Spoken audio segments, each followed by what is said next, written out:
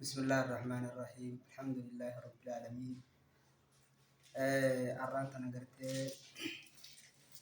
مجاشة خينا مجابا خينا الشيخ محمد نور إله وجه إله سنين قرت ولين أرجو الجبرة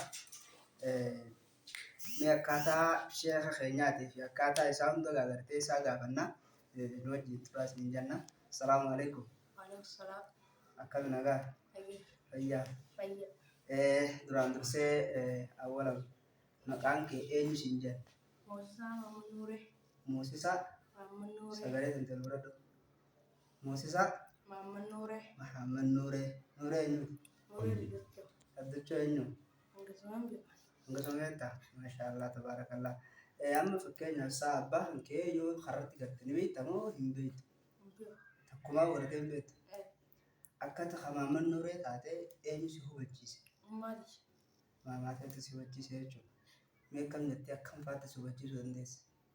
Ati Maamman Nuureetiin jirti. Maamman Nuureetiin. Akkaataa isiin jette akkana itti jii jalarraa kaasanii. Maamman Nuureetiin mataanaadha. Inni jala sumuma dhufee asumatti warri keenya akkasitti isaan haqannee akkasitti inni baatii jala gara sadiisee si biraa kutee Baatii jatti gara sadiisee si biraa kutee. Eegasii dhufee na laale moo na laalle siin jette? Si laalle na jette. Dhalachuu keetii dhalachuu dhabuu keetu sin beeku jechaa. Maashaallah amma abbaa hangee bira dhattee baruu feeta moo akkam isin feesisu? Baruu bara. Amma abbaa kee bira dhattee baruu feeta jechuudha. Garuu akka abbaan kee jiru ni beektaami? Maashaallah tabaarakallah.